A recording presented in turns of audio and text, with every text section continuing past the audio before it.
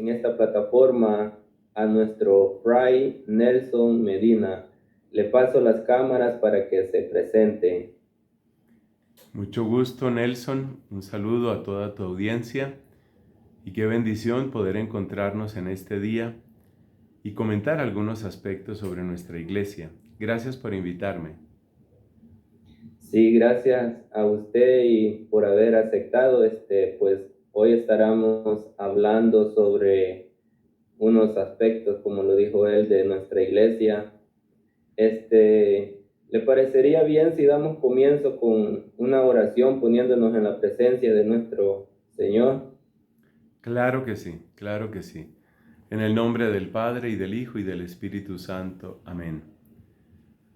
Te damos gracias, Señor, porque nos conservas en la vida, en la fe y en la salud, para amarte y para que otros te amen, para conocerte y para que otros te conozcan, para obedecerte y para buscar con nuestro testimonio y palabra que otros te obedezcan. Acompáñanos con tu Santo Espíritu en esta conversación. Haz que seamos dóciles a ese Espíritu, que nuestras palabras te sean agradables. Danos verdadera conciencia de iglesia, de pertenecer a ti, de ser tuyos. Lo suplicamos por la intercesión de María Santísima. Dios te salve María, llena eres de gracia, el Señor es contigo. Bendita tú eres entre todas las mujeres y bendito es el fruto de tu vientre, Jesús. Santa María, Madre de Dios, ruega por nosotros los pecadores, ahora y en la hora de nuestra muerte. Amén. En el nombre del Padre, y del Hijo, y del Espíritu Santo. Amén. Amén. Bueno, entonces, el día de hoy estaremos haciendo este tema de la iglesia. Lo vamos a hacer en base a un diálogo acá con nuestro sacerdote. Él nos irá respondiendo unas preguntitas sobre la iglesia. Empezaríamos así. ¿Cuál es la verdadera iglesia, Padre? Bueno, la iglesia verdadera es la que tiene todas las señales que nos muestra la Sagrada Escritura, y aún con sus imperfecciones, esa es la Iglesia Católica en comunión con el Papa. En comunión con el Papa.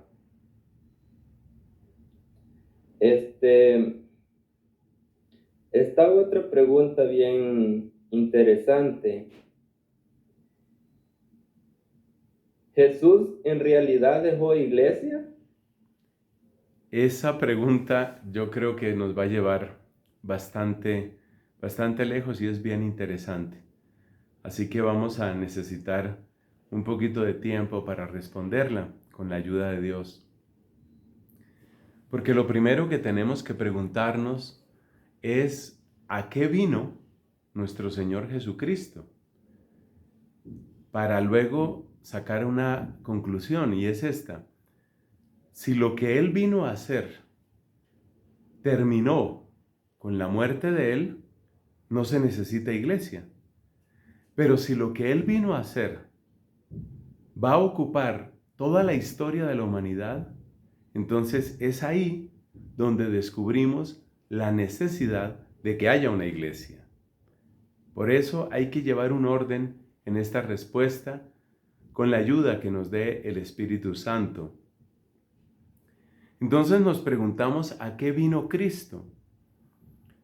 Y gracias a Dios, hay varios textos de la Escritura que nos dan una respuesta exacta. Por ejemplo, el mismo Cristo dice: el Hijo del Hombre ha venido a salvar, a rescatar lo que estaba perdido. Y entonces, inmediatamente nos hacemos una pregunta. Cuando Él dice lo que estaba perdido, ¿eso se refiere únicamente a la gente del siglo I? Es decir, después del siglo I, ¿nadie más ha llevado un camino de perdición? Y por supuesto la respuesta es que después de la época de Cristo, Cada uno de nosotros tiene experiencia en sí mismo y en la gente que tiene cerca. Cada uno tiene experiencia de que hay caminos de perdición. Nada más abramos nuestros ojos, miremos el lugar donde vivimos, miremos la gente que tenemos cerca, miremos lo que nos muestran los medios de comunicación. Yo voy a comentar, por ejemplo, algo muy terrible, muy doloroso, que sucedió en mi país, aquí en Colombia, hace pocas semanas. Resulta que estas son noticias públicas, entonces, pues se pueden decir, supongo yo, se pueden decir de una manera también pública. Resulta que había un cierto personaje, un señor llamado Mauricio Leal. Repito, doy su nombre porque estas noticias son completamente públicas. Mauricio Leal era un peluquero, era un estilista de mucho éxito, de estas personas que atienden celebridades y reinas de belleza y en fin. De modo que por esa razón o por otras, acumuló una fortuna muy grande, mucho dinero. Dinero del que disfrutaba él y disfrutaba también su familia, en particular su señora mamá y un hermano. Y resulta que la envidia y la codicia le pudieron al hermano, que entonces procedió a asesinar, estando en la misma casa, a asesinar a la mamá, a la propia madre, a asesinar a Mauricio y a falsificar una cantidad de elementos de la escena del crimen para tratar de que pasara como un suicidio. Muy pronto se ha aclarado el asunto y pues se ha llegado a saber, y ya el asesino confesó que había matado a la mamá y al hermano y básicamente quería quedarse con el dinero. Bueno, sé que es una historia muy triste y muy vergonzosa, y en todos nuestros países encontramos historias semejantes. Entonces yo pregunto, ¿es que la perdición se acabó en la época de Cristo? ¿Es que no hay gente perdida en nuestra época? Inmediatamente uno se da cuenta que sí la hay. Nos damos cuenta que la misión de Cristo no terminó, atención, no terminó cuando Cristo resucitó, subió a los cielos y está sentado a la derecha del Padre. Pero no solo eso. Si nosotros miramos la Sagrada Escritura, nos encontramos con que Cristo fue preparando un grupo de personas.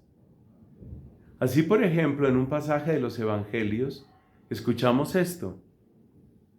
No quería que nadie se enterara porque estaba enseñando a sus apóstoles.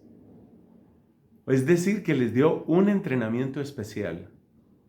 El mismo Cristo dice en otra ocasión, a la gente, a las muchedumbres, todo se les queda en parábolas. Pero ustedes, y ahí se refiere a los apóstoles, pero a ustedes se les explican las cosas. La explicación es para ustedes. Sin embargo, en otro pasaje Cristo dice, lo que yo les he dicho, así como en secreto, ustedes tienen que decirlo desde las azoteas de las casas. Pregunta, cuando Cristo habló de esa manera, ¿se refería únicamente al tiempo en el que Él iba a estar vivo en esta tierra? Claro que no, porque luego encontramos, al final de los Evangelios, frases como estas. Jesús dice, en el Evangelio de Juan, Jesús dice, yo los he destinado para que vayan y den fruto, un fruto que permanezca. Y eso lo dice Cristo en la última cena. Luego no se refiere a ninguna misión mientras Él estaba todavía en esta tierra. Se refiere a lo que los apóstoles van a tener que hacer después. En el Evangelio de Mateo leemos, vayan, este ya es Cristo resucitado, vayan y enseñen a todas las naciones. En los Hechos de los Apóstoles capítulo 1 dice, no se vayan de Jerusalén, oren, pidan el don del Padre, la promesa del Padre, y ustedes van a ser mis testigos en Jerusalén, en Samaria y hasta los confines del mundo. Luego es evidente dos cosas. Primero, que Cristo tenía claridad sobre que la misión seguía después de él. Y segundo, que él preparó personas específicas para que fueran sus testigos y para que enseñaran a las naciones a guardar todo lo que él ha enseñado. Esto quiere decir que se contradice a Cristo. Es un intento tonto de contradecir a Cristo aquella frase que sin embargo dice mucha gente. La frase es, Cristo sí, iglesia no. Es una frase tonta, porque si tú dices Cristo sí, se supone que tú estás de acuerdo con lo que Cristo dijo, con lo que Cristo enseñó, con lo que Cristo ordenó. Y todos los pasajes de la Escritura que he mencionado nos muestran que Cristo efectivamente quería que hubiera una comunidad jerárquicamente organizada, es decir, con líderes claramente establecidos por él, una comunidad que tenía que dar ese testimonio. Hay muchos otros textos, permítanme recordar unos dos más. Cristo dice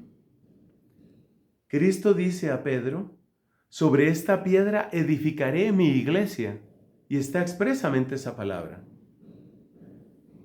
Como él se refiere en lenguaje futuro, edificaré, es claro que el proyecto de Cristo, lo que él quiere, incluye esa comunidad creyente en la cual necesariamente habrá ese testimonio de los apóstoles. Y luego, observemos esta pareja de textos. Dice Cristo a los apóstoles, el que a vosotros escucha, a mí me escucha.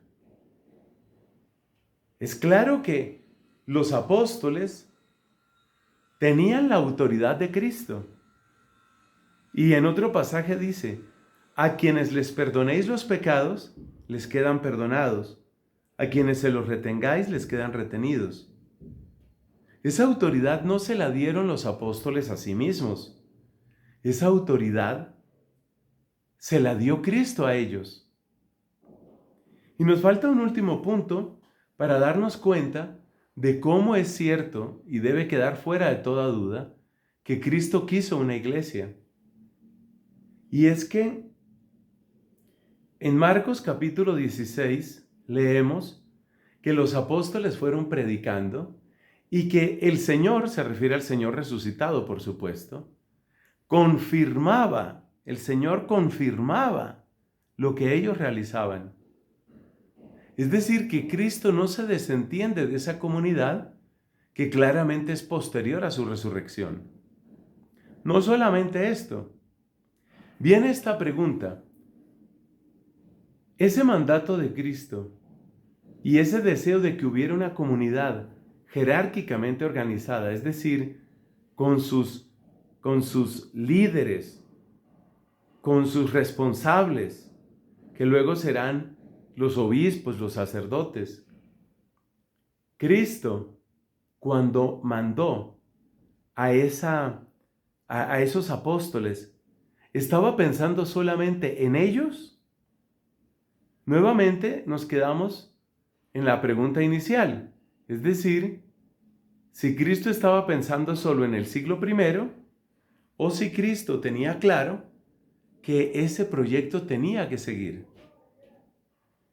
La duda queda resuelta muy fácilmente, porque Cristo les dice, Mateo 28, yo estoy con ustedes todos los días hasta el fin del mundo.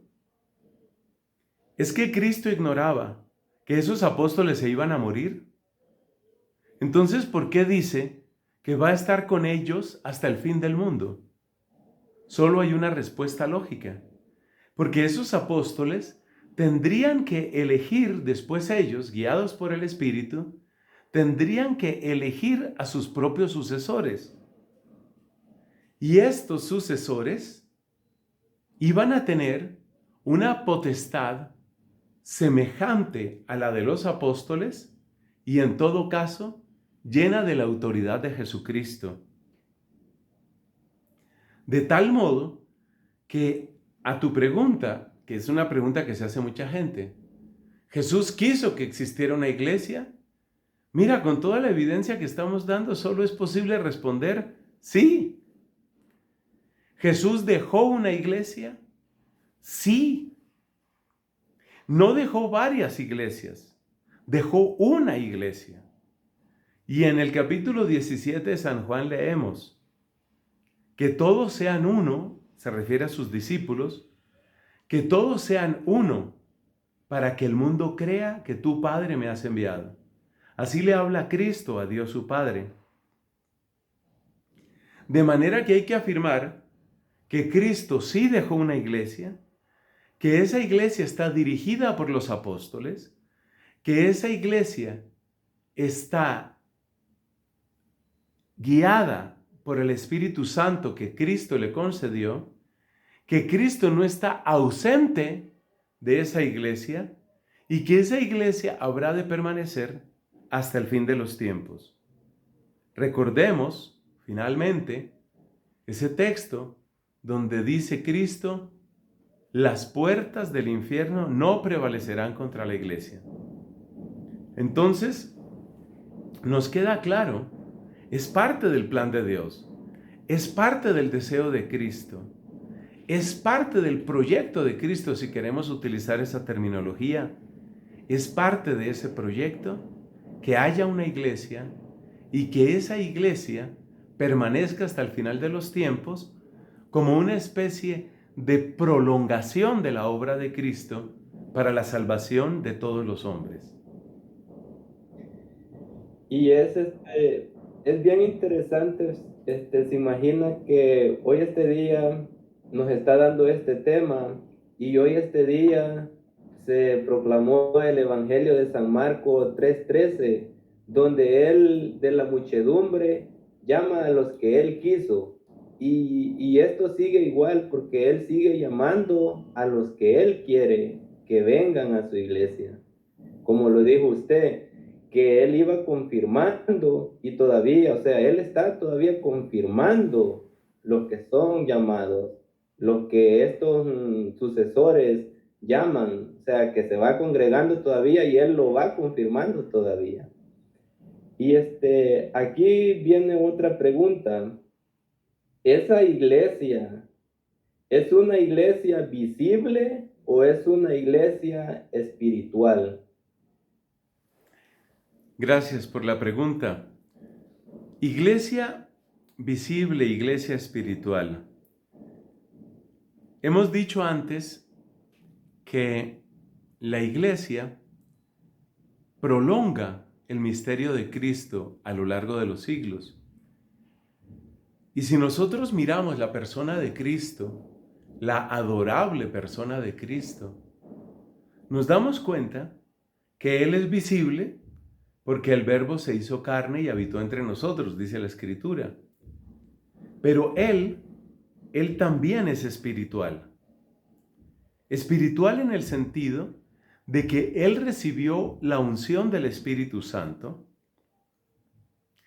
De Él, nos dice el evangelista Lucas capítulo 6, de Él sale una fuerza que sana a la gente. Él es espiritual.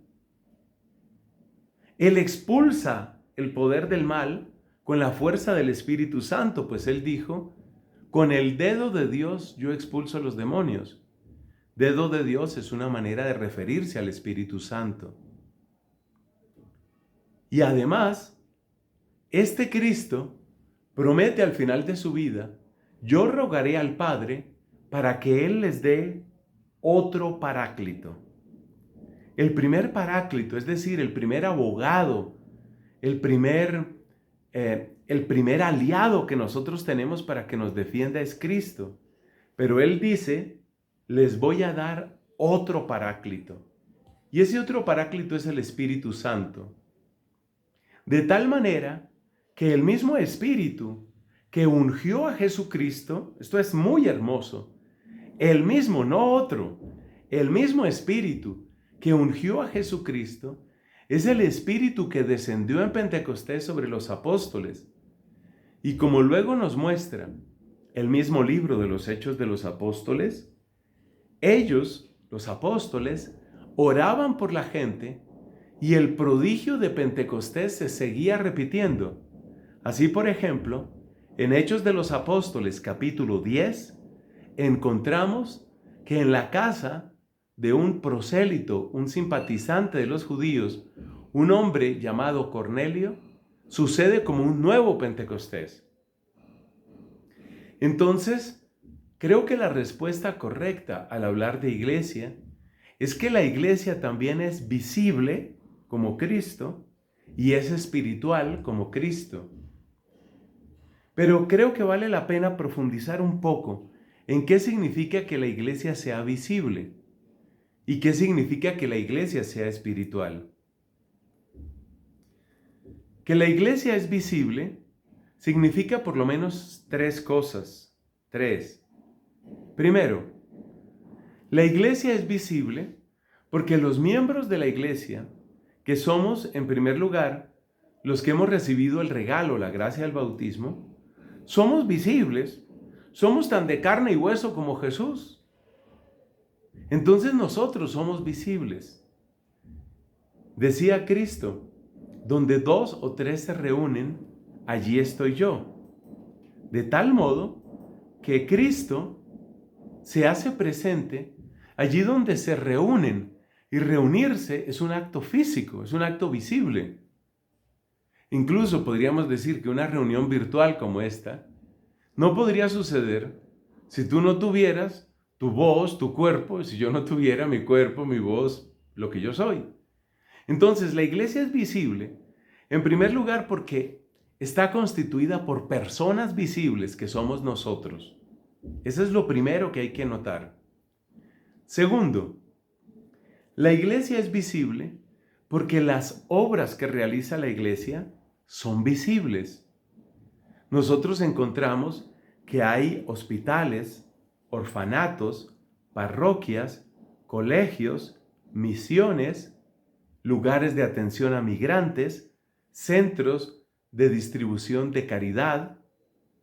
Todo eso que está indicando, eso no es invisible, eso es visible. Se puede llevar una contabilidad, se pueden describir, se pueden enumerar las obras de la iglesia. Y por ejemplo, en lo que tiene que ver con la situación de el SIDA, el VIH, las estadísticas muestran que ningún gobierno, ninguna institución está ayudando en tantos lugares y de tantas maneras a los enfermos de SIDA, ninguna como la iglesia. Eso es visible, eso es visible. Cuando nosotros hacemos un recorrido, quiero decir, por muchos países, encontramos las huellas de la presencia de la iglesia, que son huellas visibles. Así, por ejemplo, si uno mira grandes universidades que todo el mundo conoce, universidades como Oxford, como Cambridge, en Europa, o lo que era la Universidad de París, eso ha tenido toda una evolución compleja en Francia. Esas instituciones no salieron de la nada. Esas instituciones fueron fundadas por la iglesia. Y de hecho, en la arquitectura y en los nombres de estas instituciones está la presencia de la iglesia. Así, por ejemplo, tanto en Inglaterra como en Irlanda, existe una institución que se llama Trinity College. Trinity. ¿Eso qué está indicando? Fe cristiana. Entonces la iglesia es visible en sus obras. En sus obras. Y finalmente, debemos decir que la iglesia también es visible tanto en las cosas buenas que hace, es decir, las virtudes, como en los pecados. También los pecados de la iglesia son visibles. Lo que sucede es que en nuestra época la gente omite todo lo bueno que ha hecho la iglesia y sí quieren en cambio sacar a luz una y otra vez para restregarle en la cara a la iglesia los pecados, los errores, las caídas. Pero aún esto nos muestra algo importante. La iglesia es visible. La iglesia está claramente enraizada y hace presencia en este mundo. Pero al mismo tiempo la iglesia es espiritual. Entonces también tenemos que aclarar qué quiere decir que la iglesia es espiritual. Y esto también lo podemos aclarar en 3 puntos. La iglesia es espiritual, lo decimos en 3 puntos. Primero, la misión más propia de la iglesia no se limita a las obras, los edificios, la atención a los pobres. No. Decía un papa felizmente canonizado, San Pablo VI, un papa del siglo pasado, decía: la iglesia existe para evangelizar. Y si nos ponemos en la tarea de examinar qué es evangelizar, nos damos cuenta que es algo espiritual. Y es algo en lo que la iglesia es irreemplazable. Porque la iglesia puede tener colegios y el gobierno, el Estado puede tener colegios. Es decir, que eso lo puede hacer otro. La iglesia puede tener centros de atención a los migrantes y el Estado puede tener centros de atención a los migrantes. Es decir, que en eso la iglesia no es única. Pero la iglesia proclama la necesidad del arrepentimiento de los pecados y de recibir el mensaje de Jesucristo. Y eso no es encargo del Estado. Eso no lo tiene que hacer ninguna empresa. Predicar el arrepentimiento de los pecados y ser instrumento vivo para que la gracia de Dios llegue a los corazones, esa es una misión espiritual. Esa misión espiritual es propia de la iglesia. Entonces, la iglesia es espiritual porque su misión propia es anunciar el evangelio, despertar la fe, comunicar la gracia, afianzar la obra del Espíritu Santo en las personas. Y todo ello, por supuesto, que es espiritual. En segundo lugar, la iglesia es espiritual porque los mejores hijos de la iglesia, que son los santos, nos han mostrado un modo de vida que supera lo puramente material. De hecho, los grandes santos nos muestran que lo que hicieron, por lo que trabajaron, no se limita a las cosas de esta tierra. Miremos, por ejemplo, a un santo como Francisco de Asís. Démonos cuenta que San Francisco llevó una vida de penitencia, de fraternidad, de servicio, de testimonio. Pero si tú te preguntas, ¿cuál era su negocio? ¿Dónde estaba su plata? ¿Qué era lo que él quería?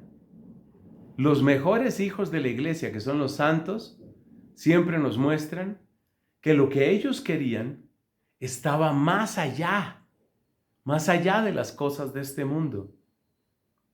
Y aquí viene el tercer punto por el que la iglesia decimos que es espiritual. En efecto, la iglesia es espiritual porque tendrá su culminación más allá de esta tierra, más allá de este mundo, más allá de las riquezas que podemos encontrar aquí, más allá de todo ello, la iglesia anuncia la realidad del cielo. Y el cielo, por supuesto, supone la plenitud de la obra del Espíritu Santo. En resumen, la iglesia es al mismo tiempo visible y espiritual. Lo visible de la iglesia se ve en nosotros que somos de carne y hueso, se ve en las instituciones que funda la iglesia y se ve en las virtudes y pecados de la iglesia. Y la iglesia es espiritual. Se nota porque su misión propia es la evangelización. Se nota porque sus mejores hijos nos han mostrado realidades más allá de esta tierra. Y se nota porque el final de la misión de la iglesia trasciende esta tierra y solo se realizará en el cielo. La iglesia es visible y es espiritual.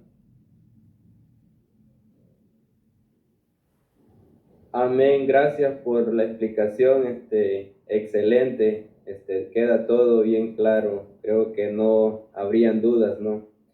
Viene otra pregunta interesante. ¿Esa iglesia tiene una jerarquía o es una iglesia de desorden? Que cualquiera puede formar su grupo y ya la puede hacer lo que él quiera. En cierto sentido, ya con la pregunta das una respuesta. Claro, la iglesia tiene una jerarquía. Pero lo más importante es darnos cuenta, volviendo un poquito a algunas cosas que decía al principio, y es que esta jerarquía, es decir, estas personas dotadas de autoridad y de un poder espiritual, existen en la iglesia por voluntad misma de Cristo. Es la voluntad misma de Cristo. Observemos, por ejemplo, cómo Cristo envía a sus apóstoles y les comunica el poder de obrar como Él mismo obra. Así, por ejemplo, en el capítulo 10 de San Mateo, encontramos que Cristo envía a sus apóstoles. Los envía para que anuncien la llegada del reino de Dios, que era lo mismo que hacía Cristo. Pero también los envía para que expulsen a los demonios, para que sanen a los enfermos y para que enseñen a las gentes. Y esto que acabo de describir, ¿qué es? Sino la vida de Cristo. Entonces, Cristo les dio ese poder y autoridad, y de hecho así dice la Biblia. Les dio poder y autoridad. Entonces no son cualquiera. Como tú comentabas, exactamente en el Evangelio que se leyó hoy en la misa, en Marcos capítulo 3, se dice, eligió a los que quiso. Es una elección de Cristo. En el Evangelio de Juan leemos, no fuisteis vosotros los que me elegisteis a mí, fui yo quien os elegí, yo quien os elegí.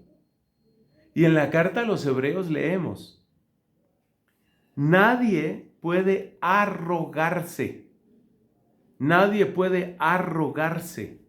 el ser sacerdote. Esto es para quien Dios haya elegido.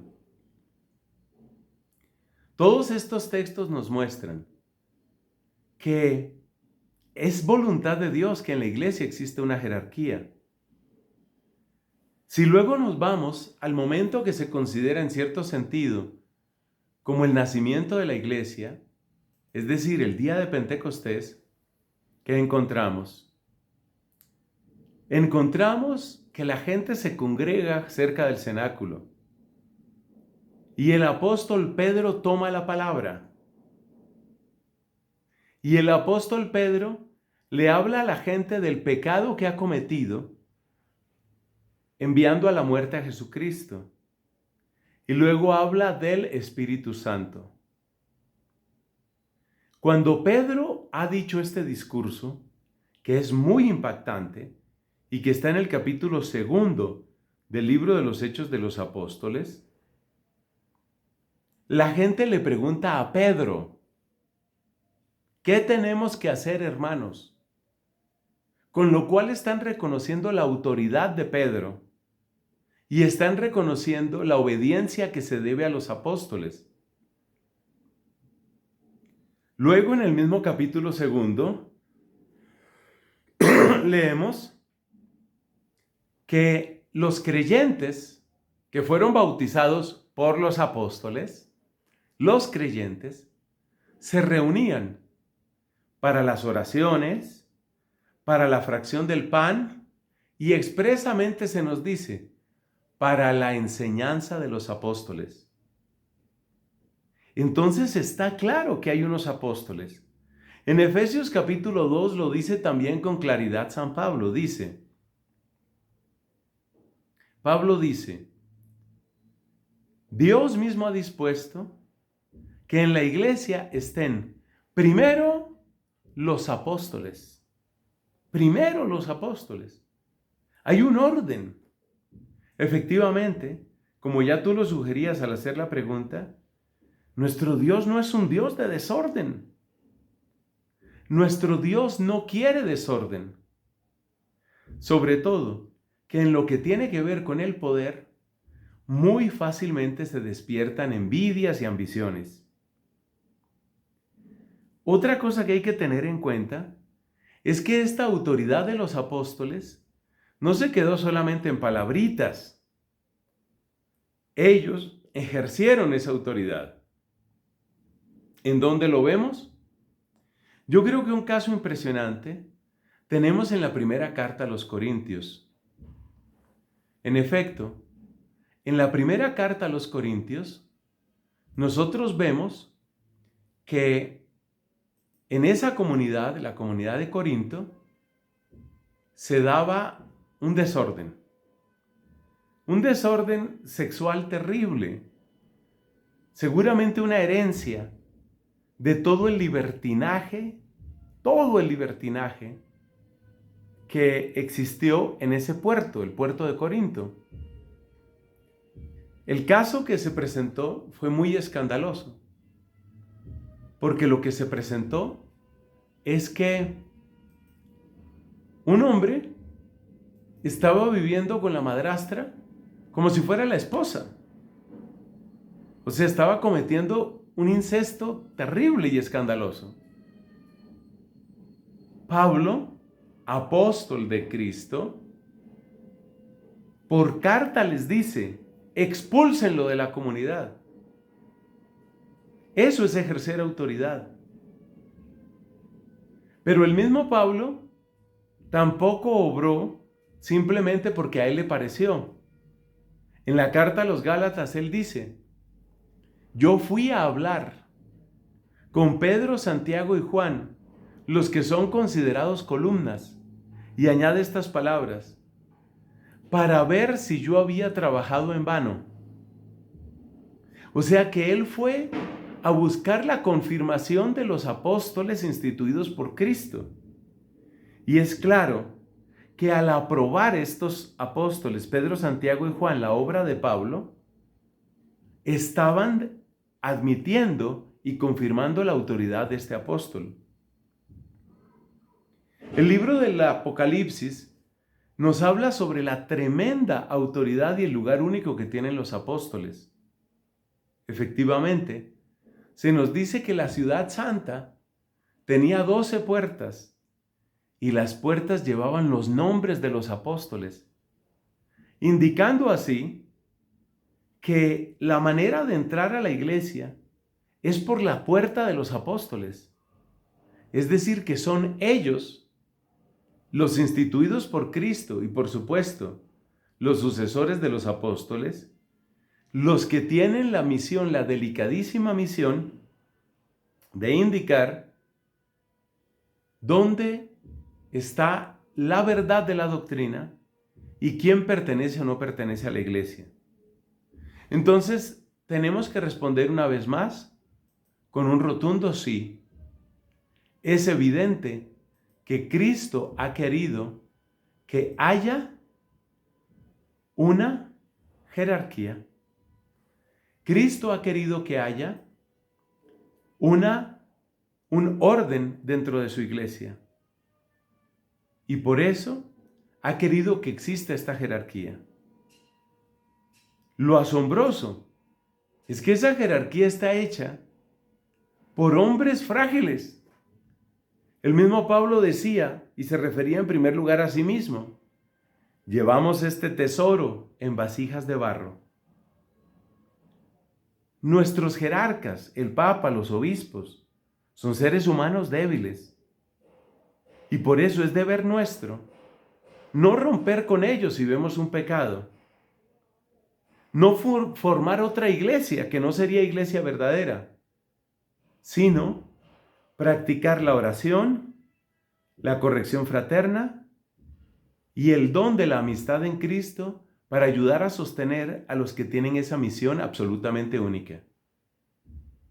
Por supuesto, Cristo quiso una iglesia jerárquica y por eso en el credo decimos que creemos en la iglesia, que es una santa católica y apostólica. Ahí está el elemento jerárquico. Sobre esto no deben quedarnos dudas. Gracias por su respuesta y su explicación. Aquí viene otra pregunta interesante. ¿Esa iglesia que Cristo deja tiene que ser una iglesia perfecta o la iglesia falla?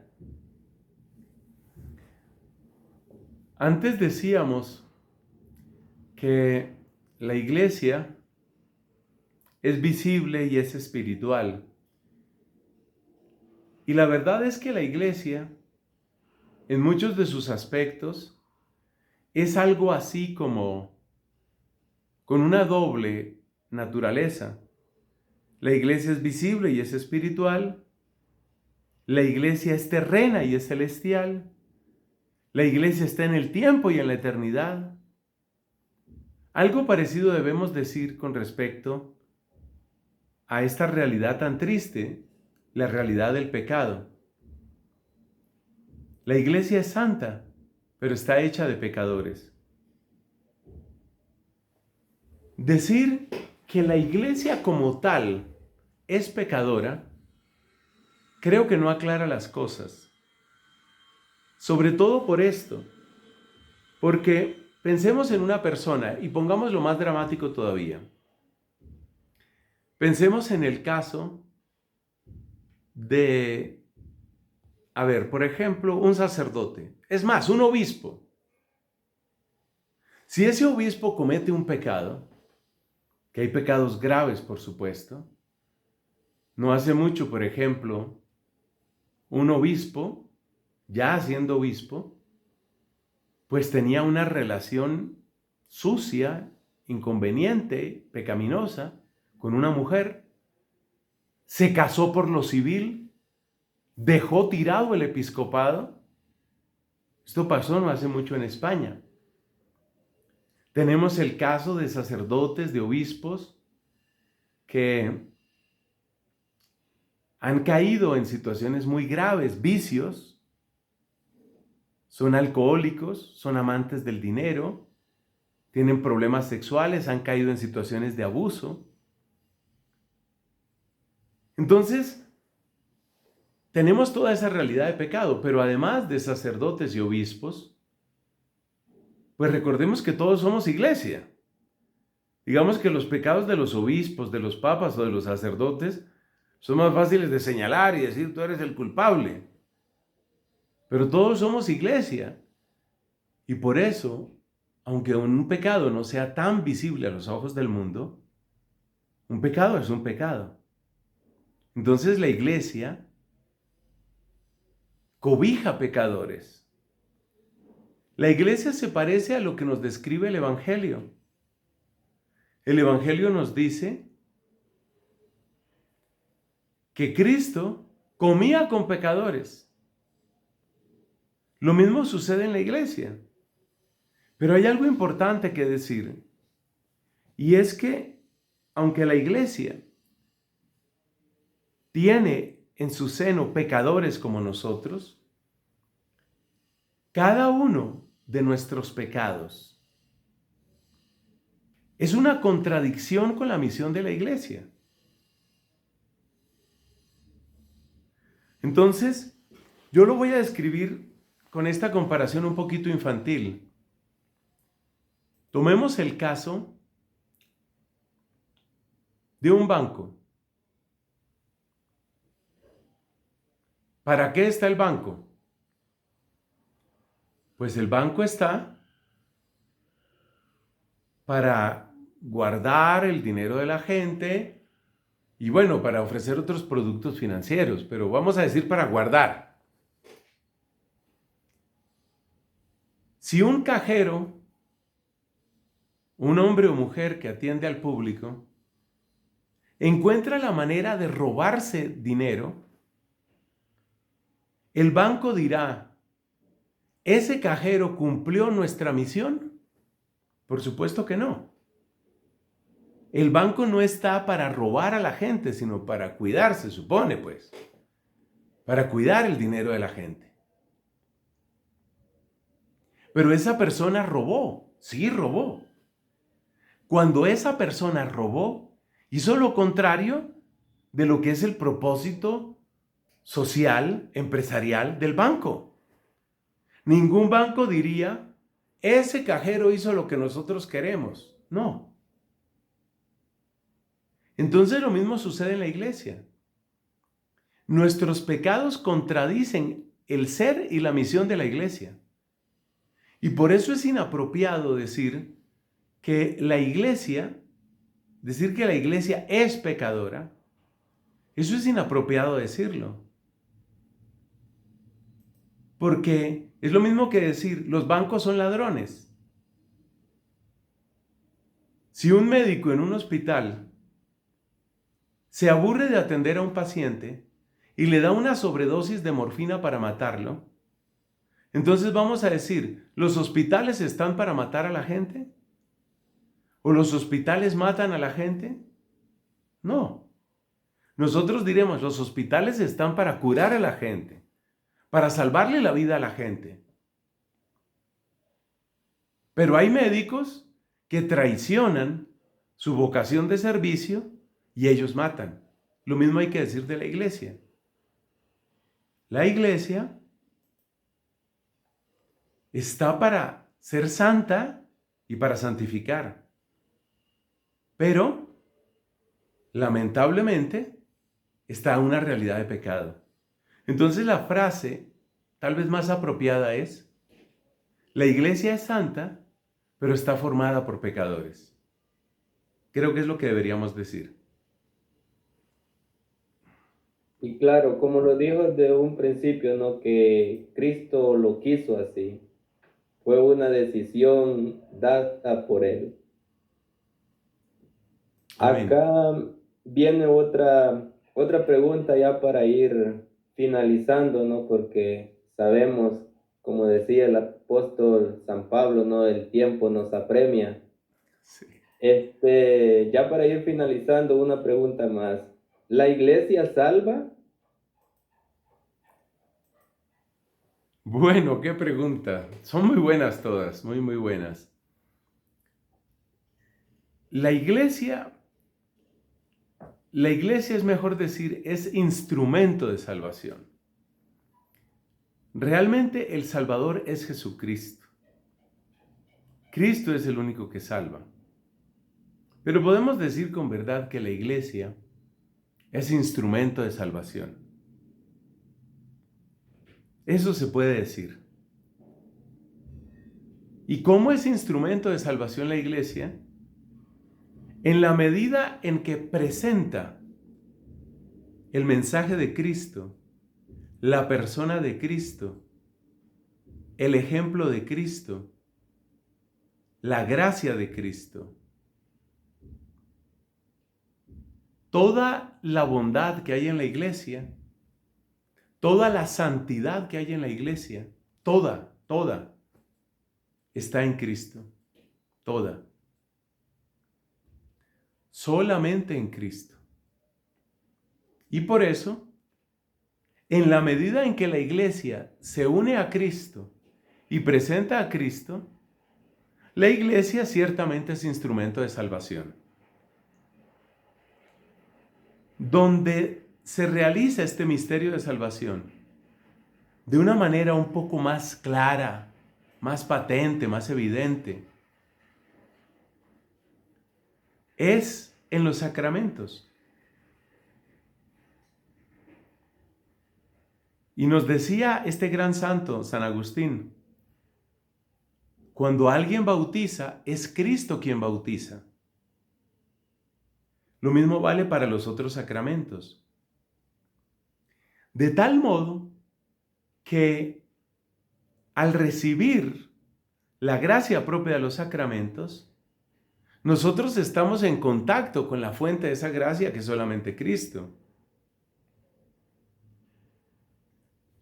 Aquí hay que hacer mención especialmente de dos sacramentos: el sacramento de la confesión y el sacramento de la Eucaristía. Digo que hay que hacer mención de ellos porque en ellos el yo de la Iglesia se funde de alguna manera con el yo de Cristo. Observemos que cuando nos confesamos, el sacerdote no nos dice que Dios te perdone. El sacerdote no dice, sé y recibe la bendición de Dios. Las palabras que dice el sacerdote en la confesión son impresionantes. El sacerdote dice, yo te absuelvo. ¿Por qué puede decirnos el sacerdote eso? Yo te absuelvo. ¿Por qué lo puede decir? Porque ese yo, que es el yo del sacerdote, que es el yo de la iglesia, está completamente unido a Cristo. Es como que Cristo asume completamente la persona del sacerdote, y esto se expresa con ese término tan bello, in persona Christi. En la persona de Cristo, el sacerdote absuelve. Yo te absuelvo. Ese yo es el yo de Cristo. Y lo mismo hay que mencionar con respecto a la Eucaristía. Cuando hablamos de la Eucaristía, observemos que el sacerdote no dice, tomad y comed, esto es el cuerpo de Cristo. Así no dice. Desde los primeros siglos, las palabras que dice el sacerdote son exactamente las de Cristo. Tomad y comed, esto es mi cuerpo. Si el sacerdote se llama Antonio, o se llama Ricardo, o se llama Nelson, el sacerdote no dice, este es el cuerpo de Nelson. Claro que no, eso no interesa, ni trae ninguna salvación. Entonces, cuando el sacerdote dice, esto es mi cuerpo, esas palabras son in persona Christi. Es en la persona de Cristo. De tal manera que la iglesia en ese sentido ofrece salvación en la medida en que está unida a Cristo y es instrumento de la gracia de Cristo. Ahí podemos hablar de cómo la iglesia nos hace participar del misterio de la salvación. Y creo que es muy bello concluir esta reflexión invitando a todos a que amemos la iglesia. Hay una frase muy bonita que seguramente habremos escuchado. Uno no cambia de mamá porque la mamá se enferme. Uno no cambia de mamá porque la mamá se envejezca o esté feíta. Nosotros no salimos a buscar otra mamá porque la mamá se hirió o está fea o está vieja o está sucia. Nuestra iglesia tiene grandes santos y es un manantial de santidad, pero también tiene realidades muy dolorosas de pecado, como ya comentamos. Sin embargo, hay algo que debemos decir. Y es que separados de la iglesia, o peor todavía, rechazando a la iglesia, detestando a la iglesia, estamos escogiendo el camino de la condenación. ¿Cómo se pueden entender las palabras de Cristo si no es así? Entonces, amemos a nuestra iglesia. Trabajemos por nuestra iglesia en primer lugar, trabajando cada uno por su propia conversión y santificación.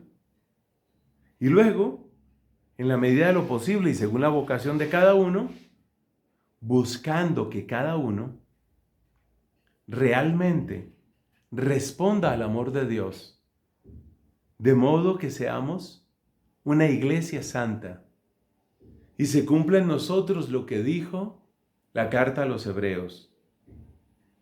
Os habéis acercado al monte de Sión, a la ciudad del Dios vivo, a la multitud de los ángeles en fiesta, a la ciudad de los primogénitos. O que se cumpla también lo que dijo el libro del Apocalipsis. Es decir, yo vi a la Jerusalén del cielo, la iglesia, que bajaba como una novia ataviada para su esposo. Esa es la iglesia por la que hemos de trabajar y a la que hemos de amar. Sabias palabras, no hay duda que Dios es grande y bueno en todo tiempo y que el Espíritu Santo obra en todo momento, cuando Él quiere, donde quiere y como quiere. Gracias por la respuesta que nos ha dado, por la explicación que nos ha brindado. Gracias por su tiempo. Y como dijo allá por Hechos de los Apóstoles, ¿no? Capítulo 2, en el versículo 47, que todos alababan a Dios y gozaban de la simpatía de todo el pueblo. El Señor agregaba día tras día a la comunidad a los que se iban a salvar. Como usted lo dijo, que la iglesia es instrumento de salvación. El Señor Jesús agrega a la iglesia a los que se van a salvar. Muchas gracias por este tiempo y en este espíritu de fe y de oración creo que es bueno ofrecer la bendición, por supuesto para ti, tu familia y para todos a los que lleguen estas palabras. Sí, antes de darnos la bendición, sería bueno que nos diera tal vez un consejo o alguna, no sé, ¿cómo se diría? Unas palabras de alivio en estos momentos, tal vez. Sí, claro que sí. Mis hermanos, el mundo entero está pasando por situaciones muy difíciles. En muchas de nuestras familias hemos perdido personas. También nuestra economía ha sido golpeada. También ha habido tensiones muy fuertes en los hogares. Que sea este el momento entonces de elevar nuestra mirada hacia Cristo. Y que sea el momento de recordar que en comunidad caminamos mejor. No se nos olvide nunca, la alegría compartida es doble alegría. La tristeza compartida es media tristeza. Así que compartamos, vivamos espíritu de comunidad y pongamos nuestra confianza en el Señor y en la obra que Él hace a través de su iglesia. Amén. Amén. Y como dijo allá el apóstol San Pablo, ¿verdad? En la carta a los Hebreos, capítulo 10, versículo 25, sin abandonar vuestra propia asamblea, como algunos han acostumbrado a hacerlo, ante bien, animándonos tanto más cuando veáis que se acerca el día del Señor. Amén. Bueno, la bendición, en nombre del Padre, del Hijo, del Espíritu Santo. Amén. Muchas gracias. Amén. Gracias a todos los que nos han acompañado en esta pequeña enseñanza que nos ha dejado nuestro sacerdote y pues agradecer a Dios por este momento que nos ha permitido acá compartir con cada uno de ustedes. Hasta la próxima.